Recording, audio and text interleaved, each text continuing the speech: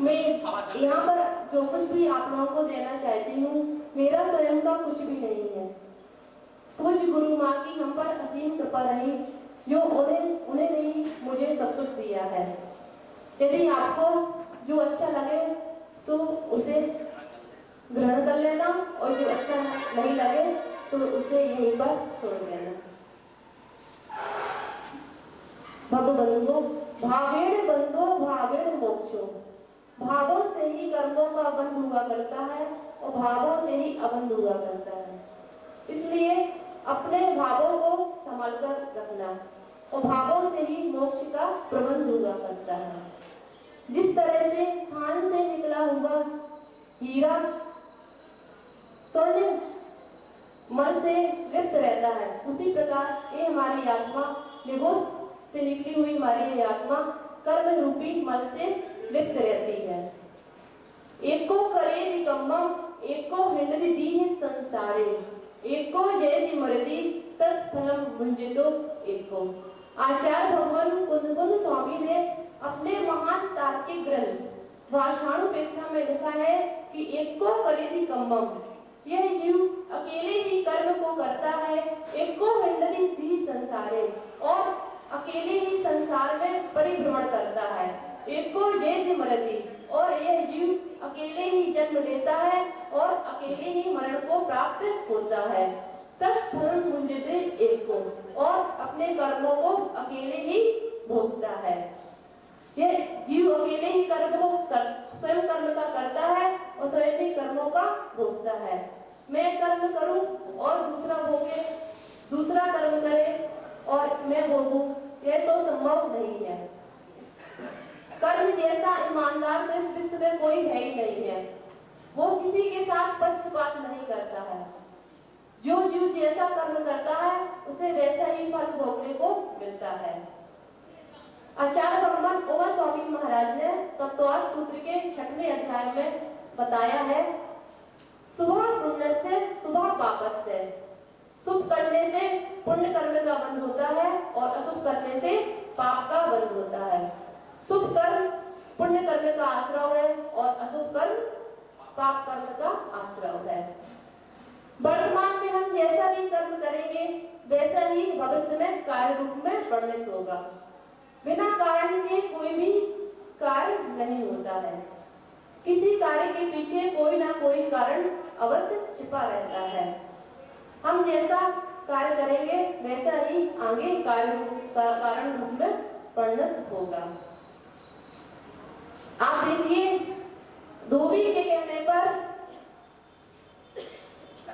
श्रीपाल को मतलब किसी भी कार्य की स्थिति में दो कारण निमित्त होते हैं, एक बाह्य कारण और एक अंतरंग कारण। बाह्य कारण क्या है? बाह्य कारण जो हमें निमित्त सामने देखने को मिलते हैं वो बाह्य कारण है, और अंतरंग कारण है हमारा पूर्व का किया हुआ कर्म। बाह्य कारण को तो हम देख लेते हैं, लेकिन अंतरंग कारण के ऊपर हमारी दृष्टि ही नहीं जाती है। देखिए, धोबी के कहने पर राम ने सीता को जंगल में छुड़वा दिया। कृतांत वक्त कहते हैं, माँ मैं अपने रथ का पहिया सही कर लूं, और सीता को एक विशाल शिला पर बैठा देते हैं, और दोनों आंखों से अश्रुधारा कृतांत वक्र के निकलने लगती है। माँ कहती है, सेवक ये क्या हो गया है, आपके आंखों में आंसू है? कृतांत वक्त कहता है, माता मुझे क्षमा कर देना, मैं मजबूर हूँ। किंकर से कुकर बनना ठीक है, लेकिन किसी का किंकर बनकर रहना ठीक नहीं है। और दोनों आंखों से अश्रु बहाता है। स्वामी का ऐसे आपको जंगल में छुड़वा दिया जाए। बस ऐसा सुनते ही सीता मूर्छित हो जाती है और थोड़ी देर बाद होश में आती है। कहती है राम कृतांत वक्त से कि आप श्री राम से कह देना कि जिस तरह से मुझे जंगल में छुड़वा दिया है धोबी के कहने पर आकर के, लेकिन कभी भी किसी के कहने पर आकर आप जिन धर्म को नहीं छोड़ देना, अपने सम्यक दर्शन को नहीं छोड़ देना। और कर्मों को फेरा तो देखो, दूसरे क्षण में एक दूसरा भाई आ जाता है और उसे लेकर चला जाता है। ये क्या है? लेकिन सीता ने कभी भी किसी को दोष नहीं दिया। यह क्या था? अंतरंग कारण, अपने पूर्व का किया हुआ कर्म। एक मुनिराज और एक आर्यका दोनों भाई बहन थे, उनको देख करके उन्हें लांछन लगाया था। इस कारण उन्हें इस पर्याय में अपवाद सहन करना पड़ा। ये क्या था? अंतरंग कारण। बाह्य कारण जो भी हो सकता है, लेकिन अंतरंग कारण पूर्व का किया हुआ कर्म। धवल सेठ ने श्रीपाल को समुद्र में गिरा दिया। धवल सेठ कहता है श्रीपाल से, देखो चोर आ रहे हैं, चोर आ रहे हैं। श्रीपाल कहते हैं मुझे तो कहीं नहीं दिख रहे हैं कि चोर आ रहे हैं। और वो धवल सेठ श्रीपाल को समुद्र के किनारे ले जाता है और मस्तूरी बांध करके उससे चलने को कहता है और मस्तूरी की रस्सी को वो काट देता है। जैसे ही काटता है श्रीपाल समुद्र में गिर जाते हैं और श्रीपाल समुद्र में गिर गए। 6 महीने तक समुद्र में तैरते रहे। चरम शरीरी थे, मोक्षगामी थे और इधर सेठ इंतजार कर रहा था कि जो इस विशाल समुद्र को पार कर आएगा उसके साथ में अपनी पुत्री का विवाह करूंगा, और अपने 2 सेवकों को समुद्र के पार में लगा देता है। इधर श्रीपाल 6 महीने के बाद समुद्र को तैर कर आते हैं और वे सेवक श्रीपाल को सेठ जी के पास ले जाते हैं और श्रीपाल सेठ अपनी पुत्री गुणमाला का विवाह श्रीपाल से कर देते हैं। अंतरंग कारण क्या था? अंतरंग कारण ये था कि उनने पिछली पर्याय में मुनिराज को समुद्र में फेंका था। इस कारण से उन्हें समुद्र में फेंका गया था। बाह्य कारण धवल सेठ हो सकते हैं, लेकिन अंतरंग कारण स्वयं का किया हुआ कर्म। हर व्यक्ति को अपने जीवन में इन 2 कारणों को हमेशा समझना चाहिए। अंतरंग कारण यदि समझ में आ गया तो कभी किसी के घर में लड़ाई होएगी नहीं। यदि माँ सास और बहू को ये अंतरंग कारण आ गया तो कभी ना सास बहू को दोष देगी, ना कभी बहू सास को दोष देगी, ना कभी पिता पुत्र को दोष देंगे, ना पुत्र पिता को दोष देंगे। फिर क्या हुआ? इधर गुणमाला का विवाह धवल सेठ के साथ श्रीपाल के साथ कर दिया गया। फिर किसी कारण से धवल सेठ वहीं पर आ गया। अब श्रीपाल गुणमाला के साथ उसी के घर में रहने लगे और किसी कारण से धवल सेठ उधर पर आ गया और उसने देखा श्रीपाल है, एक पहचान गया। वो धवल सेठ सोच में पड़ गया कि कहीं ये मेरा भेद इन सेठ को ना बता दे। तो उनने धवल सेठ ने भाड़ों को बुलाया, एक षड्यंत्र रचा और भाड़ों को बुलवा करके कहलवाया कि ये जो श्रीपाल है ये भाड़ जाति का है।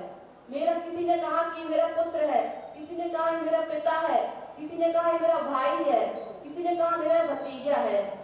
तब गुणमाला के जो पिता थे वो कहते हैं श्रीपाल से, तुमने मुझे पहले क्यों नहीं बताया कि तुम भाड़ जाति के हो? तो वे तो चरम शरीरी थे और महापुरुष थे, वे मौन हो गए, क्योंकि जो महापुरुष होते हैं वे बिना प्रमाण के कुछ भी नहीं बोला करते हैं। गुणमाला जाती है श्रीपाल के पास और कहती है कि आप सच्चाई पिता को क्यों नहीं बताते हो, क्योंकि इतना बड़ा समुद्र तो कोई क्षत्रिय ही पार करके आ सकता है। श्रीपाल फिर भी मौन रहते हैं, लेकिन गुणमाला के बार-बार कहने पर वो कहते हैं कि यदि तुम्हें सच्चाई का पता करना ही है तो तुम समुद्र के उस पार रेण मंजूषा नाम की एक स्त्री रहती है, उसके पास जाओ, वो ही तुम्हें सारी सच्चाई बताएगी। गुणमाला जाती है और रेण मंजूषा कहती हुई समुद्र के उस पार पहुंचती है। रेण मंजूषा आती है और पूरी सच्चाई गुणमाला के पिता को बताती है। तो ये क्या था? बहिरंग कारण और अंतरंग कारण। अंतरंग कारण अपना किया हुआ पूर्व का कार्य। क्यों? क्योंकि श्रीपाल ने पूर्व जन्म में मुनिराज को भाण कह करके पुकारा था, इस कारण से उन्हें इस जन्म में भाण कह करके पुकारा गया। हर व्यक्ति को अपने जीवन में अंतरंग कारण को समझना चाहिए। यदि अंतरंग कारण समझ में आ गया तो विपाक विषय धर्म ज्ञान का चिंतन हम कर सकते हैं। लेकिन फिर भी उन्होंने किसी को दोष नहीं दिया था। अंजना सती को पवनजय उनके पति ने 22 वर्ष तक उनका वियोग सहन करना पड़ा था। क्यों? क्योंकि उन्होंने 22 मिनट के लिए भगवान जिनेन्द्र की प्रतिमा को छुपा करके रखा था, लेकिन उन्होंने भी किसी को दोष नहीं दिया, अपने कर्म का ही ऐसा उदय माना। दर्शन मोहिनी कर्म का वन 70 कोड़ी सागर का होता है, जिसका आराधा काल 7000 वर्ष बाद आता है। यदि हमने कोई पाप किया तो उसका उदय 7000 वर्ष बाद भी आ सकता है। यदि कोई हमें गाली दे तो उसका उदय तुरंत भी आ सकता है, उसका उदय 1 साल बाद भी आ सकता है, 10,000 वर्ष बाद भी आ सकता है और 7,000 वर्ष बाद भी आ सकता है। यदि हमारी कोई बुराई करे तो हमें सोचना चाहिए कि हमारे कर्म का ही ऐसा उदय है, हमने किसी की होगी बुराई तब हमारी बुराई हो रही है। भगवान महावीर कहते हैं कि आप पाप जानकर करो या अनजाने में करो, पाप तो आपको लगेगा ही लगेगा, कर्म तो आपको होगा ही होगा। स्विच में चाहे आप जानकर हाथ डालो चाहे अनजाने में डालो, करंट तो आपको लगेगा ही लगेगा। ये कर्मों की विचित्र दशा है। जो ज्ञानी लोग होते हैं वो कर्मों को तो सहन कर लेते हैं, लेकिन जो अज्ञानी होते हैं वो कर्मों को रो रो करके सहन करते हैं। हम किसी को धर्म के मार्ग पर तो लगा सकते हैं, किसी को उपदेश तो दे सकते हैं, लेकिन हम किसी के कर्म को बदल नहीं सकते हैं। उसको तो अपने कर्म को स्वयं ही बदलना पड़ेगा। कर्म ने तो तीर्थंकर तक को नहीं छोड़ा। जब भगवान का जन्म होता है तो सारी व्यवस्था कौन करता है? सौधर्मिंद करते हैं कि नहीं करते हैं? सौधर्म। लेकिन कहाँ गया था सौधर्मिंद? जब आदिनाथ भगवान को 6 महीने तक आहार नहीं मिला, क्या वे सो गए थे क्या? नहीं। लेकिन कर्मों की विचित्र दशा है। किसी पर्याय में उन्होंने मुस्का लगवाई थी, तो इस कारण से उन्हें 6 महीने तक आहार नहीं मिले। एक कर्मों की बड़ी विचित्र दशा है। एक छोटी सी कहानी आप लोगों को सुनाना चाहूंगी। काकंदी नगर में अभय घोष नाम के मुमताज रहा करते थे, जो और उनकी पत्नी का नाम था अभयमती। दोनों में बहुत ही प्रेम था।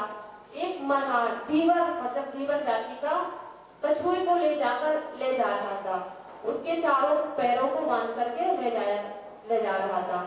तो अभय घोष की दृष्टि उन कछुए पर पड़ी और उनने अपनी तलवार से उस कछुए के चारों पैरों को काट दिया और वह कछुआ मर करके अकाम निद्रा से अपने उसी अभय घोष की पत्नी के गर्भ में आकर के चंडवेग नाम का पुत्र हुआ। अब किसी कारणवश से अभय घोष मुनिराज को वैराग्य हो जाता है। पूर्व जन्म का ऐसा कोई पुण्य आया उदय में कि चंद्र ग्रहण देख करके वैराग्य हो गया और उनको दीक्षा ग्रहण कर लेते हैं।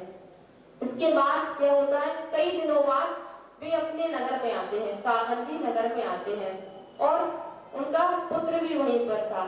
तो वो जैसे ही अपने मुनि अवस्था में थे, वीरासन में तप कर रहे थे, तो वे चंद्रवेग अपने पिता को देखते हैं तो उन्हें अपने पूर्व जन्म की याद आ जाती है कि जब मैं कछुए के पर्याय में था और इनने मेरे चारों हाथ पैरों को काट डाला था और मैं तड़प तड़प करके मरा।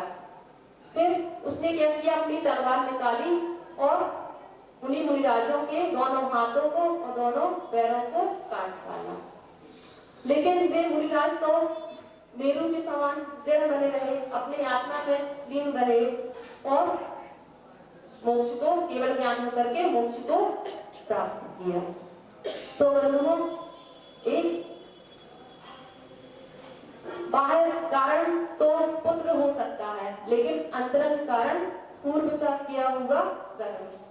ठीक है, तो बंधुओं, जो मित्र होता है वो शमशान तक छोड़ने जाता है, लेकिन चन्नी देहरी की आगे नहीं जाती है। यही संबंधों की यथार्थता है। इसलिए संसार में एकमात्र धर्म ही सहाय है। धर्म एवं मेव सहायः, मात्र एक धर्म ही सहाय है। पूज्य गुरु माँ हम लोगों को हमेशा बताया करती है कि यदि आप सुख चाहते हो तो कभी रात्रि में भोजन नहीं करना, यदि शांति चाहते हो तो दिन में नहीं सोना, और यदि आप सम्मान चाहते हो तो व्यर्थ में मत बोलना, और यदि आप निर्माण चाहते हो तो कभी भी अपने जीवन में धर्म को नहीं छोड़ना। धर्म ही एकमात्र सहाय है। बोलिए परम पुण्य करनी आता गुरु महेश्वर दुर्गा श्री माता जी की जय।